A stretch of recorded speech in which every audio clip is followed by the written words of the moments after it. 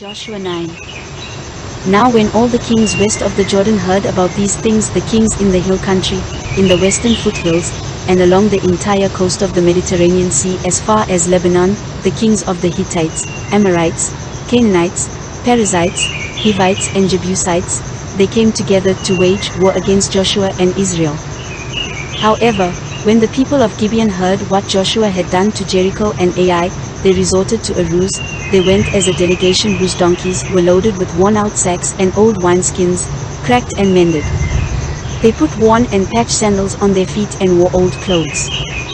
All the bread of their food supply was dry and moldy. Then they went to Joshua in the camp at Gilgal and said to him and the Israelites, "We have come from a distant country, make a treaty with us." The Israelites said to the Hivites, "But perhaps you live near us, so how can we make a treaty with you?" "We are your servants, they said to Joshua. But Joshua asked, "Who are you and where do you come from?" They answered, "Your servants have come from a very distant country because of the fame of the Lord your God. For we have heard reports of him, all that he did in Egypt, and all that he did to the two kings of the Amorites east of the Jordan, Sihon king of Heshbon, and Og king of Bashan, who reigned in Ashtaroth. And our elders and all those living in our country said to us, 'Take provisions for your journey, go and meet them and say to them, We are your servants, make a treaty with us. This bread of ours was warm when we packed it at home on the day we left to come to you. But now see how dry and moldy it is. And these wineskins that we filled were new, but see how cracked they are. And our clothes and sandals are worn out by the very long journey.' The Israelites sampled their provisions but did not inquire of the Lord. Then Joshua made a treaty of peace with them to let them live, and the leaders of the assembly ratified it by oath. 3 days after they made the treaty with the Gibeonites, the Israelites heard that they were neighbors, living near them.